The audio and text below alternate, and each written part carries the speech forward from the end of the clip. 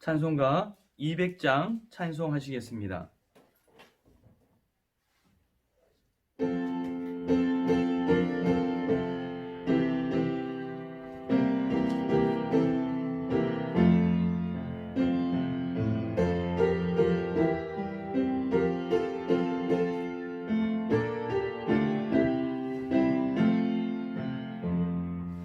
달고 묘한 그 말씀, 생명의 말씀은 귀한 그 말씀 진실로 생명의 말씀이 나의 길과 믿음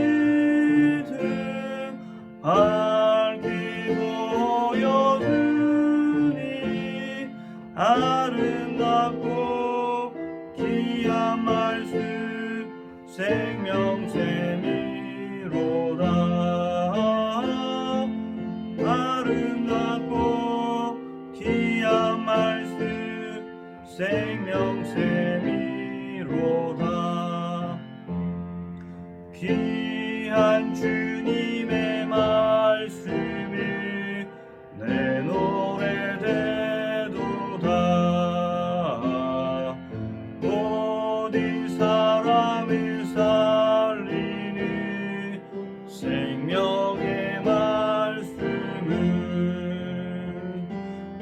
답도 없이 받아 생명 길을 가니 아름답고 귀한 말씀 생명샘이로다.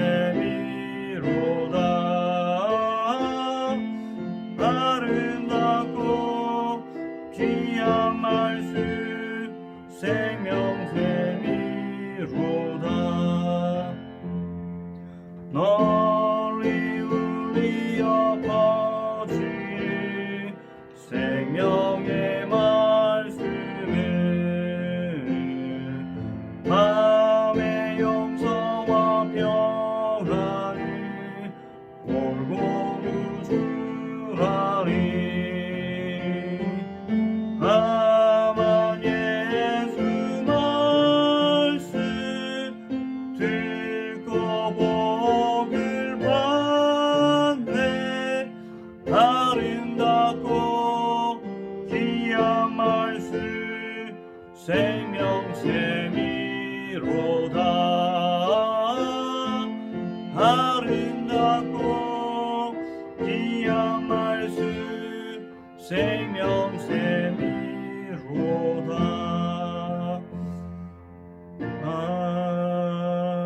아멘.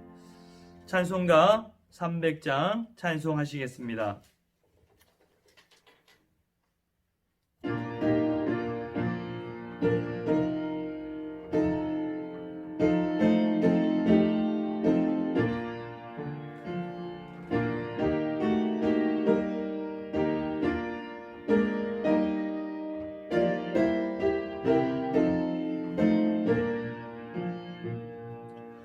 내 맘이 낙심되며 근심에 눌릴 때 주께서 내게 오사 위로해 주시네. 가는 길 캄캄하고 괴로움 많으나 주께서 함께하며 내 짐을 지시네. 그네가 내게 족하네. 그네가 족하네. 이 괴로운 세상 지날 때 그네가 족하네. 희망이 사라지고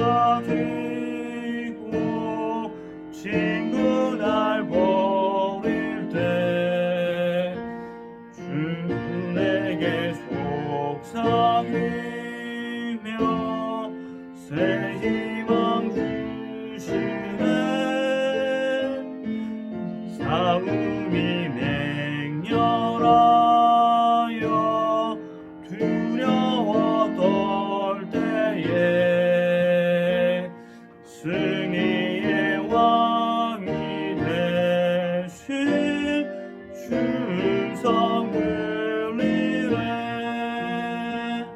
은혜가 내게 족하네. 은혜가 족하네. 이 괴로운 세상 지날 때 은혜가 족하네. 고민이 가득하고 눈물이 흐를 때 주 나의 곁에 오사 위로해 주시네. 환란이 닥쳐와서 어려움 당할 때 주님의 능력이 원수를 이기네. 은혜가 내게 족하네. 은혜가 족하네. 이 괴로운 세상 지날 때 은혜가 족하네. 오늘 우리에게 주시는 하나님의 말씀은 누가복음 24장 25절에서 35절까지의 말씀입니다. 신약성경 140쪽에 있는 누가복음 24장 25절에서 35절까지의 말씀입니다. 찾으셨으면 제가 봉독하겠습니다. 이르시되 미련하고 선지자들이 말한 모든 것을 마음에 더디 믿는 자들이여, 그리스도가 이런 고난을 받고 자기의 영광에 들어가야 할 것이 아니냐 하시고, 이에 모세와 모든 선지자의 글로 시작하여 모든 성경에 쓴 바 자기에 관한 것을 자세히 설명하시니라. 그들이 가는 마을에 가까이 가매 예수는 더 가려 하는 것 같이 하시니, 그들이 강권하여 이르되 우리와 함께 유하사이다. 때가 저물어 가고 날이 이미 기울었나이다 하니, 이에 그들과 함께 유하로 들어가시니라. 그들과 함께 음식 잡수실 때에 떡을 가지사 축사하시고 떼어 그들에게 주시니, 그들의 눈이 밝아져 그인 줄 알아보더니 예수는 그들에게 보이지 아니하시는지라. 그들이 서로 말하되 길에서 우리에게 말씀하시고 우리에게 성경을 풀어 주실 때에 우리 속에서 마음이 뜨겁지 아니하더냐 하고, 곧 그때로 일어나 예루살렘에 돌아가 보니 11 제자 및 그들과 함께한 자들이 모여 있어 말하기를 주께서 과연 살아나시고 시몬에게 보이셨다 하는지라. 두 사람도 길에서 된 일과 예수께서 떡을 떼심으로 자기들에게 알려주신 것을 말하더라. 성도 여러분, 오늘 하루도 어떻게 보내셨습니까? 늘 주님과 동행하시는 그러한 복을 누리시기를 바랍니다. 성도 여러분, 이것은 무엇이겠습니까? 잘 한번 들어보십시오. 우리는 있고 나는 없습니다. 국민은 있고 대통령은 없습니다. 기업은 있고 사장은 없습니다. 하나는 있고 둘은 없습니다. 여러분, 이것은 무엇이겠습니까? 바로 은행입니다. 하나 더 있습니다. 물은 있고 불은 없습니다. 갓은 있고 상투는 없습니다. 백은 있고 천은 없습니다. 총각은 있고 처녀는 없습니다. 이것은 무엇이겠습니까? 김치입니다. 여러분, 기독교에는 있고 다른 종교에는 없습니다. 무엇입니까? 바로 부활입니다. 여러분, 부활보다 더 큰 반전이 어디에 있겠습니까? 그런데 사람들은 그런 반전 원하지도 않고 부활 못 믿겠다고, 심지어 안 믿겠다고 아우성입니다. 여러분, 25절 말씀을 읽어보면 우리는 예수님께서 호통치며 꾸짖는 장면을 연상할 수 있습니다. 여러분, 지금 예수님께서 누구를 꾸짖고 있습니까? 왜 그들은 난데없이 꾸짖음을 당하고 있는 것입니까? 꾸짖음을 듣니 그들은 분명 얼떨떨하기도 하였을 것이고 황당하기도 하였을 것입니다. 그들은 속으로 도대체 이 사람이 누군데 우리에게 이렇게 호통이야라는 마음을 가졌겠지만 그 건의에 눌려서 아무 말 하지를 못합니다. 여러분, 도대체 이들에게 무슨 일이 있었던 것입니까? 사실 그들은 예수님께 자신의 전부를 걸고 예수님을 따라다녔는데 그 예수님께서는 아무런 힘도 발휘하지 못하고 십자가에서 그냥 돌아가신 것입니다. 이집트에서 이스라엘을 건져낸 모세처럼 우리 예수님께서도 로마의 그 압제로부터 해방시켜 줄 것이라 생각했는데 세상의 온갖 조롱은 조롱대로 다 받고 그 험한 십자가에 달려서 허무하게 돌아가신 것입니다.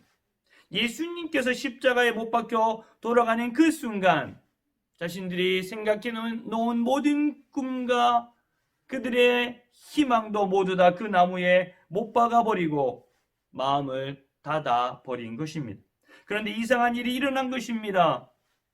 사람들이 이상한 건지 자기들이 이상한 건지 잘 모를 일이 일어난 것입니다. 예수님의 무덤을 찾아간 여인들이 예수님의 시신을 못 보고 예수님이 부활하셨다고 말하는 천사를 보았다는 겁니다.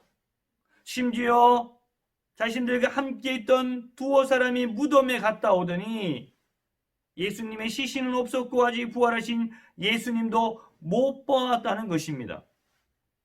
부활의 소식을 듣고 아무리 생각하고 곰곰이 생각해봐도 예수님의 그 부활은 있을 수 없는 일이라 단정짓고 그들은 엠마오로 발걸음을 옮기게 되었습니다. 뚜벅뚜벅 한 걸음씩 걸어갑니다. 함께한 친구와 말은 하지만 이런저런 생각으로 마음이 찹찹해지는 겁니다. 최근에 일어난 예수님의 부활 사건에 대해서 말해봐도 도저히 믿기어지지가 않습니다. 그들은 슬픔에 빠져서 소망 없이 한 걸음 한 걸음 기약 없이 걸어갑니다.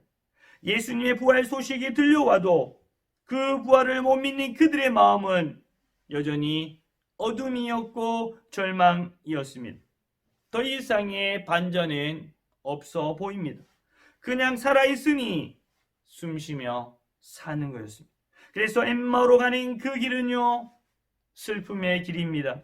엠마오로 가는 그 길은 내일이 없는 절망의 길입니다. 예수님께서 십자가에 달리실 때에 그때 그 모든 것들이 다 끝나버렸습니다. 부활은 꿈도 꿀 수 없는 것이었습니다. 따뜻한 우물이라는 뜻의 엠마오.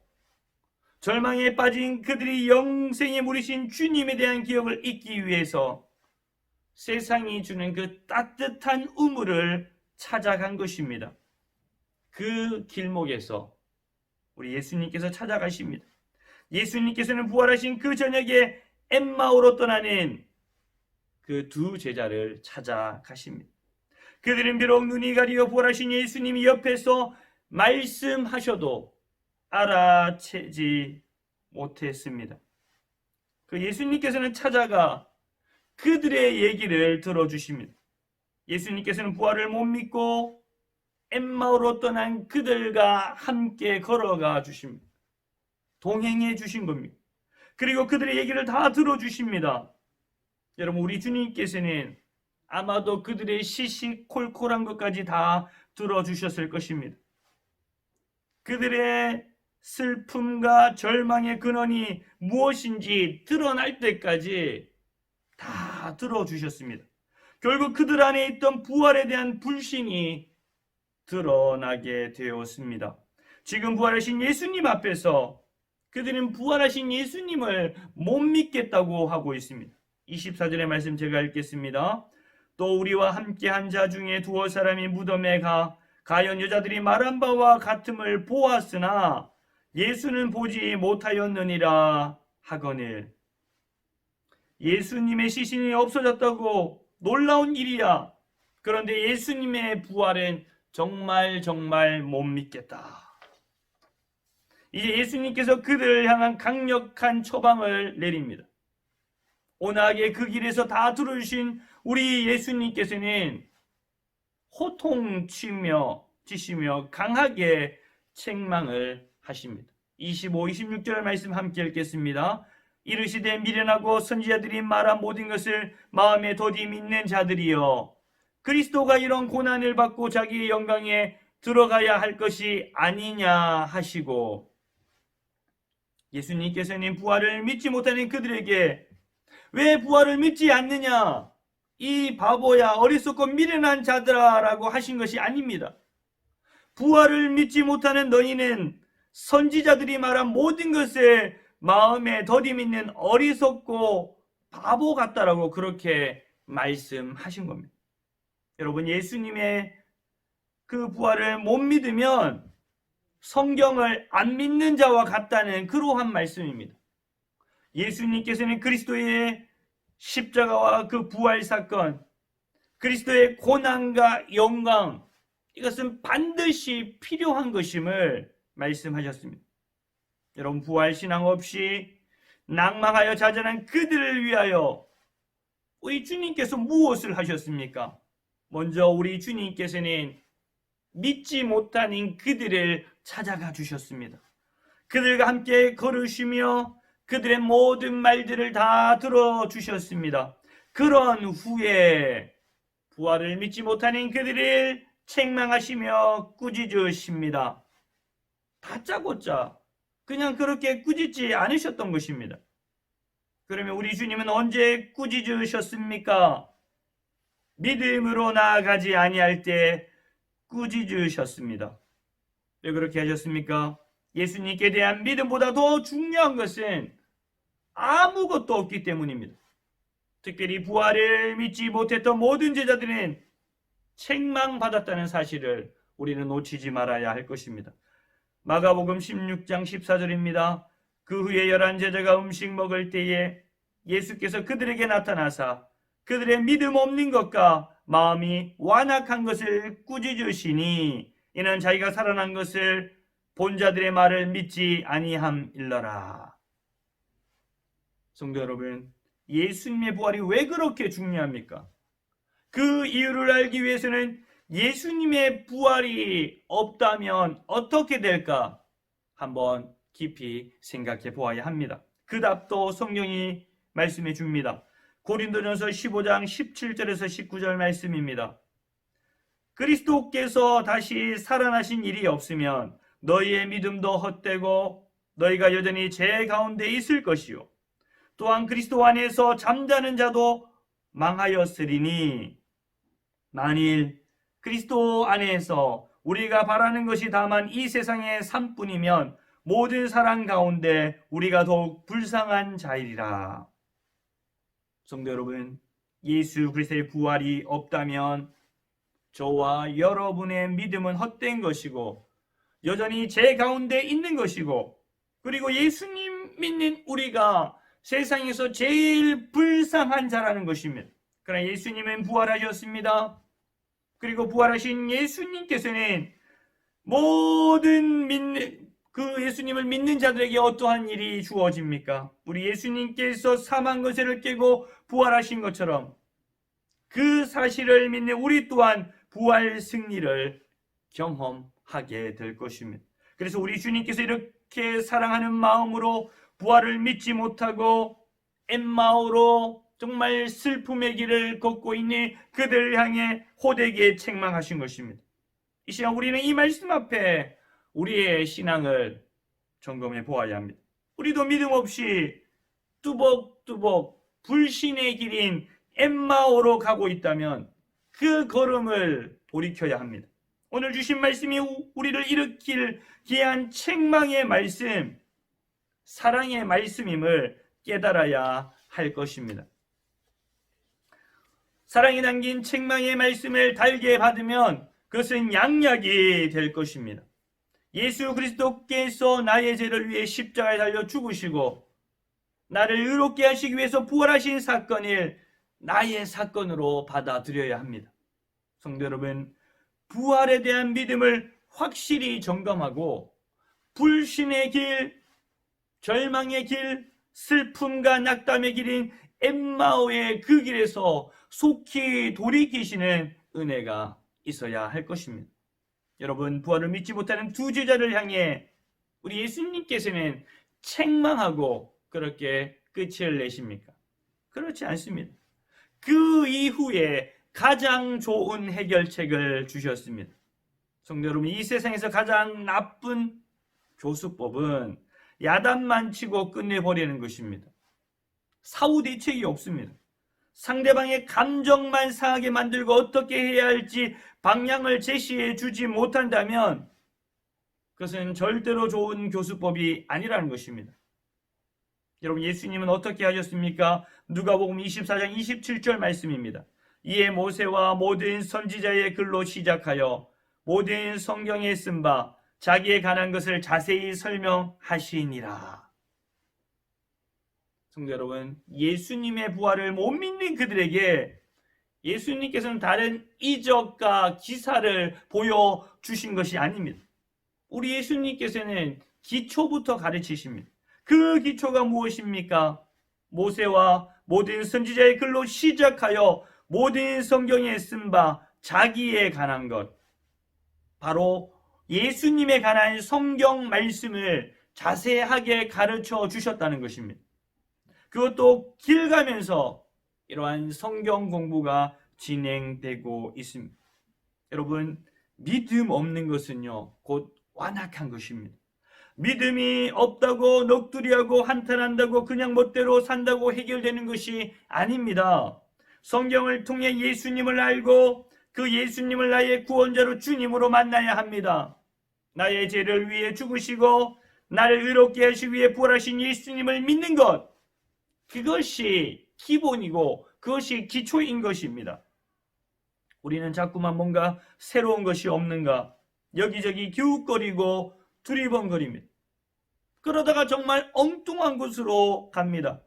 정말 알싸하고 색다른 것, 깊은 샘물이 아닌 탁 쏘는 탄산 음료와 같은 몸에 좋지 않은 자극적인 것만 찾으려 합니다. 우리는 일상의 한복판에서 성경을 통해 주님을 만나야 합니다. 깊은 산속에 들어가서 기도하는 것도 중요하겠죠. 그러나 일상의 삶 속에서 말씀을 통해 주님을 만나야 합니다. 여러분, 예수님의 꿀맛 같은 성경 강의가 진행되다가 어느새 엠마오로 도착하게 되어집니다. 그런데 예수님은 더 가려하십니다. 그들이 어떻게 합니까? 강건하여 자신들의 집에 머무르게 합니다. 왜 그렇습니까? 말씀에 대한 간절함이 예수님을 붙든 것입니다. 그 말씀을 더 듣고 싶어서 그 말씀 한 구절 한 구절 그 말씀이 와닿으니 예수님을 붙들 수밖에 없는 것입니다. 우리가 말씀을 들었는데 우리의 마음속에 정말 이 구절은 아는 구절인데 그 내용 다 알아서 지겨운데 본문하고 제목 보니 정말 어떻게 설교할 것인지 내가 다 알겠다 그러면서 자꾸만 시계만 바라본다면 그것은 말씀을 듣는 바른 자세가 아닐 것입니다. 건강한 사람은 특별한 밥이 아닌데도 밥이 맛있습니다. 진짜 밥맛입니다. 영적으로 건강한 사람도 마찬가지입니다. 건강한 사람은 식욕이 좋아서 밥맛이 좋은 것처럼 영적으로 건강한 사람도 말씀에 대한 간절한 사모함이 있기 때문에 그 말씀이 양약이 되는 것입니다. 성도 여러분, 하나님 말씀에 대한 갈급함이 있습니까? 그런 간절한 사모함, 사슴이 신의 물을 찾는 그 갈급함이 여러분 가운데 날마다 있기를 바랍니다. 아직도 그들은 자신들 앞에서 말씀을 가르쳐 주신 분이 예수님이신지 알지를 못합니다. 예수님을 집으로 모시고 함께 식탁 교제를 합니다. 그들이 식탁 교제 가운데 주님께서 잡히시던 그 밤에 가진 성만찬 사건이 동시에 떠오르지 않았겠습니까? 떡을 가지사 떼어 그들에게 주시니 그러자 어떠한 일이 일어납니까? 누가복음 24장 31절입니다. 그들의 눈이 밝아져 그인 줄 알아보더니 예수는 그들에게 보이지 아니하시는지라. 드디어 눈이 밝아져 그들 앞에 계신 그분이 부활하신 예수님이신 것을 알게 되었다는 것입니다. 성도 여러분, 16절 말씀에 눈이 가리어져서 예수님께서 함께 동행하셔도 알지 못했던 그들이 31절 말씀에 눈이 밝아져 이제 부활하신 예수님을 보게 된 것입니다. 눈이 가리어졌다는 그 말은요, 불신에 붙들려 믿음의 눈, 이 영안이 막혀버려 가리어진 상태, 못 보는 상태라는 것입니다. 성도 여러분, 우리도 이들처럼 불신에 붙들려 믿음의 눈, 영안이 막혀버리면 어떻게 되는 것입니까? 주님, 내 인생에 없었던 것처럼 아무렇게나 행동하게 된다는 것입니다. 좀 힘들고 어려우면 불신의 길인 엠마오를 찾아서 떠나게 되는 것입니다. 주님 곁에 계신데도 주님께서 앞에서 뒤에서 옆에서 정말 동행해 주시는데도 알아차리지를 못하는 것입니다. 눈이 가려진 상태가 눈이 밝아진 상태로 바뀌려면 외부에서 강한 자극이 일어나야 합니다. 눈이 밝아져 이 원뜻이 무엇이냐 하면요, 잡아당겨서 열다라는 뜻입니다. 내가 아닌 누군가가 열어주셔야 한다는 것입니다. 우리 주님께서 은혜를 베푸셔서 닫히고 막혀있는 영안을 잡아당겨서 열어주셔야 된다는 것입니다. 우리의 힘으로 노력과 의지로 구원받을 수 없듯이 이 영안이 열리는 것도 오로지 하나님의 은혜로 되어지는 것입니다. 성도 여러분, 하나님께서 우리에게 은혜 주시는 방편 통로로 세 가지를 주셨습니다. 무엇입니까? 말씀과 성례와 기도입니다. 성례는 세례와 성찬을 말하는 것입니다. 성찬식을 한번 떠올려 보십시오. 집례자가 말씀을 증거하신 후에 곧바로 성찬식을 진행합니다. 오늘 부활하신 우리 예수님께서도 두 제자들에게 말씀을 증거하신 후에 떡을 가지사 축사하시고 떼어 그들에게 주시지 않으셨습니까? 그 후에 그들의 눈이 밝아졌습니다. 이것은 바로 불가항력적인 하나님의 은혜가 임한 것입니다. 여러분, 우리의 이성으로 어떻게 부활하신 예수님을 믿을 수 있습니까? 우리의 노력과 우리의 의지, 우리의 공로로 되어집니까? 그렇지 않습니다. 성도 여러분, 십자가에 달려 죽으시고 성경대로 사흘 만에 부활하신 우리 주님께서 나의 인생의 그 길 가운데 계셨습니까? 아니면 언제나 나 혼자였습니까? 우리의 인생길이 때로는 딱딱하고 메마른 길일 수 있습니다. 때로는요, 질퍽질퍽해서 더럽고 정말 걷기 싫은 길일 수도 있습니다.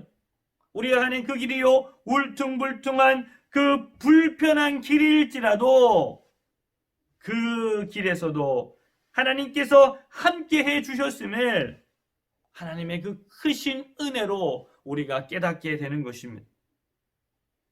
성도 여러분, 하나님께서 우리에게 은혜의 통로, 말씀과 성례와 기도를 주신 이유가 무엇입니까? 너 혼자서 잘 먹고 잘 살고 그렇게 하라고 그렇게 은혜를 베풀어 주신 것입니까? 여러분, 하나님의 은혜가 없어도 세상적으로 잘 먹고 잘 사는 사람 참 많이 보이는 것 같습니다. 무슨 이유이겠습니까? 왜 하나님께서 그런 은혜를 베풀어 주셨습니까? 부활신앙을 가지고 예수님을 믿고 전하며 하나님의 영광을 위해 예수님을 따라 살아라고 그렇게 하신 것 아니겠습니까? 성도 여러분, 부활신앙의 회복은요, 하나님의 은혜로 주어진 말씀이 우선임을 우리는 잊지 말아야 합니다. 이제 더 이상 예수님을 그들의 육안으로 볼 수 없습니다. 그들이 자신들의 눈으로 볼 수 없다고 이제 아무것도 안 하고 다시 주저앉아 버립니까? 아닙니다. 바둑기사가 그 자리에 남아서 오랜 시간 동안 왜 졌는지 복귀해 보는 것처럼 그들은 그 길에서 예수님께서 말씀을 전해 주실 때를 다시금 되짚어 보는 것입니다. 여러분, 주님께서 우리 인생 가운데 어떻게 은혜를 베푸셨는지 돌아보는 것 너무나 중요합니다. 32절 말씀입니다. 그들이 서로 말하되 길에서 우리에게 말씀하시고 우리에게 성경을 풀어주실 때에 우리 속에서 마음이 뜨겁지 아니하더냐 하고. 여러분, 그들은 누구보다도 자신들을 잘 알고 있었습니다. 엠마오로 갔을 때 자신들의 상태가 바닥을 치고 있었음을 잘 알고 있었습니다. 차갑고 냉랭한 자신들의 마음의 상태, 아무런 소망도 없이 좌절한 그들의 모습. 예수님께서는 부활하셨는데 그 부활을 믿지 못하니 그 바닥에 주저앉아 버립니다. 그냥 거기까지입니다. 예수님께서는 부활하셨는데 그들의 시선은 아직도 그 무덤에 고정이 되어 있습니다. 어둠입니다. 그런데 예수님께서 말씀하시고 성경을 풀어주실 때에 차갑고 정말 얼어붙었던 그 냉랭한 그들의 마음이 뜨겁게 불타올랐다는 것입니다. 한 제자만 그랬습니까? 아닙니다. 32절을 보면요, 그들이 서로 말하되, 그들이 동일하게 그 시간에 경험한 것입니다. 성도 여러분, 하나님의 말씀이 선포되어질 때 성령께서 그 말씀을 깨닫게 하셔서 우리의 마음이 불타오르게 되는 것입니다. 사람의 감정을 동원하여 짜내는 것과는 절대적으로 다른 것입니다. 성령의 조명하심으로 이해할 수 없는 그 말씀, 받아들일 수 없는 그 말씀을 믿음으로 받아들이는 것입니다. 여러분, 미국의 코넬 대학의 실험실에서 개구리 적응 실험을 했다고 합니다. 개구리를 뜨거운 물에 집어넣었더니 그 개구리가 순간적으로 뛰쳐나왔다고 합니다. 그래서 처음에는 미지근한 물에 넣었다가 오랜 시간을 두고 조금씩 온도를 높여갔더니 개구리가 끓는 물 속에서 서서히 별 반응 없이 죽어갔다고 합니다. 미지근한 그 물에서 개구리가 안락하게 죽어간 것입니다. 그렇듯 신앙의 위기가 무엇이겠습니까? 신앙의 위기는 바로 미지근한 상태입니다. 제 개인적으로는 미지근한 물을 마시는 걸 좋아하는데요. 그런데 신앙은요, 차든지 뜨겁든지 해야 할 것입니다. 예수님 배신한 베드로와 같이 멀찍이 서 있는 상태, 절대 손해보지 않는 적당한 위치, 그것 안전하고 편하다고 절대 좋은 것 아닙니다. 이제 부활하신 예수님을 만난 그들이 어떻게 합니까? 가만히 있습니까? 그럴 수 없습니다. 33절에 곧 그때로 일어나 예루살렘에 돌아가 보니, 성도 여러분, 예수님의 제자였던 그들이 예루살렘으로 가게 되면 생명에 정말 어려움이 주어질 수 있습니다. 생명이 위태로울 수 있습니다. 그러나 그들은 부활의 증인으로 서고자 기꺼이 그 길을 갑니다. 돌이켜서 갔던 것입니다. 발이 부르트더라도 그 길을 가는 것입니다. 그곳에 가서 그들이 무슨 소리를 듣습니까? 34절에 말하기를 주께서 과연 살아나시고 시몬에게 보이셨다 하는지라. 주께서 과연 살아나시고 시몬에게 보이셨다. 성도 여러분, 그곳에 가지 않았다면 이 소리를 들을 수 있었겠습니까? 여러분, 엠마오에서 돌이킨 두 제자는 어떻게 살았겠습니까? 이제 부활의 증인으로 살게 됩니다. 부활하신 예수님 만난 모든 사람은 부활의 증인으로 살아야 합니다. 저도 그렇고요. 성도 여러분도 부활의 증인으로 살아야 합니다. 아무도 피해갈 수 없는 것입니다. 성도 여러분, 우리 주님께서 십자가에서 죽으시고 끝이 났습니까? 만약 그렇다면 우리는 늘 슬픔에 잠겨 있어야 할 것입니다. 그러나 우리 주님은요, 성경대로 사흘 만에 부활하셨고 승천하시어 하나님 보좌 우편에서 우리를 위해 지금도 기도하고 계십니다. 또한 때가 되면 재림하시어 심판주로 이 땅에 오실 것입니다. 그것을 확실히 믿는 우리는 예수님께서 오실 그때까지 부활의 증인으로 담대히 살아야 할 것입니다. 내 인생은 엉망이고 마라와 같은 쓰디쓴 인생이라고 생각하시는 분 혹시 이 가운데 계십니까? 부활의 주님을 만나 부활 신앙으로 나아가야 할 것입니다. 부활보다 더 큰 반전, 이보다 더 센 반전이 어디에 있습니까? 성도 여러분, 예수 그리스도의 십자가 죽음이 끝이 아니라 부활이 있습니다. 그 부활을 확실히 믿으십니까? 성도 여러분, 부활 신앙을 점검한 성도는 날마다 하나님의 말씀으로 세워져서 부활의 증인의 삶을 감당해야 합니다. 무엇보다 부활의 주님을 만나 부활 신앙으로 사는 자는요, 부활장 마지막 절인 고린도전서 15장 58절의 말씀을 마음에 새겨야 합니다. 한번 찾아보겠습니다. 고린도전서 15장 58절입니다. 제가 읽겠습니다. 그러므로 내 사랑하는 형제들아, 견실하며 흔들리지 말고 항상 주의 일에 더 힘쓰는 자들이 되라. 이는 너희 수고가 주 안에서 헛되지 않은 줄 알미라. 성도 여러분, 주님 안에서 그 수고는요, 절대 헛되지 않습니다. 그러니 어떻게 해야 한다고요? 굳게 서서 절대로 흔들리지 말고 주의 일에 더욱 힘쓰는 자로 서야 할 것입니다. 성도 여러분, 기억하십시오. 예수님의 부활을 믿지 않고 엠마오로 걸어가는 그들은 무겁고 죄책감과 좌절감에 빠진 걸음이었겠지만 다시금 예루살렘으로 돌아갈 때는 어떠했겠습니까? 하나님의 은혜로 주어진 말씀을 통해 불타는 마음으로 기쁨으로 걸어갔을 것입니다. 설령 그들에게 죽음이 찾아온다 할지라도 부활신앙이 있으니 죽으면 죽으리라 하고 나아갔겠지요. 여러분은 지금 어떠한 길로 가고 계십니까? 한번 잘 생각해 보십시오. 성도 여러분, 다시 엠마오로 가시겠습니까? 그럴 수 없습니다. 그것은 역행이요, 역주행입니다. 부활신앙을 점검하고 날마다 하나님 말씀으로 세워져 부활의 정말 그 증인의 삶을 감당하시기를 바랍니다. 하나님 아버지, 오늘 말씀을 드린 성도들이 예수 그리스도의 부활을 믿고 전하는 복된 인생이 되게 하여 주시옵소서.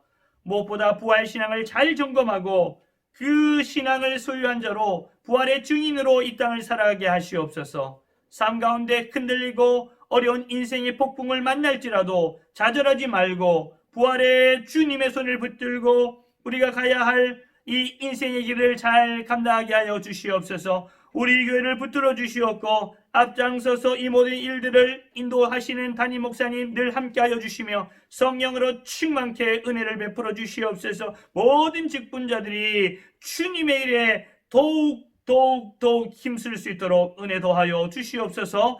코로나19로부터 우리 성도들을 지켜보아여 주시고 이 나라 대한민국을 붙들어 주시옵소서. 이 모든 말씀 우리 주 예수 그리스도의 이름으로 기도하옵나이다. 아멘.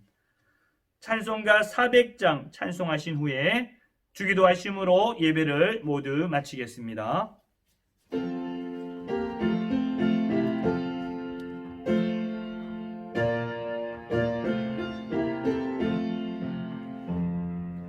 험한 시험물 속에서 나를 건져주시고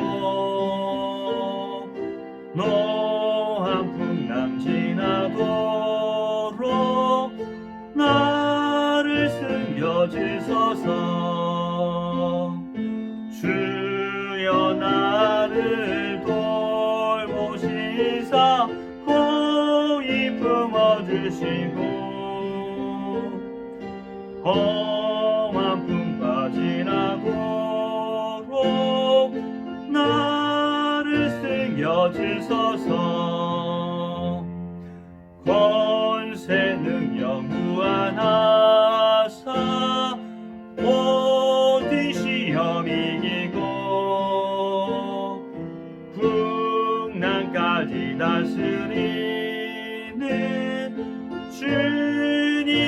앞에 비오니 주여 나를 돌보시사 고이 품어주시고 험한 풍파 지나도록 나를 숨겨주소서. 죄악 길에 빠진 이몸 캄캄한 데 헤매며 부르짖는 나의 해와 들으소서 내 주여. 주여 나를 돌보시사 고이 품어주시고 험한 풍파 지나도록 나를 지켜주소서. 아멘. 하늘에 계신 우리 아버지여, 이름이 거룩히 여김을 받으시오며 나라가 임하시오며 뜻이 하늘에서 이루어진 것 같이 땅에서도 이루어지이다. 오늘 우리에게 일용할 양식을 주시옵고 우리가 우리에게 죄 지은 자를 사하여 준 것 같이 우리 죄를 사하여 주시옵고 우리를 시험에 들게 하지 마시옵고 다만 악에서 구하시옵소서. 나라와 권세와 영광이 아버지께 영원히 있사옵나이다. 아멘.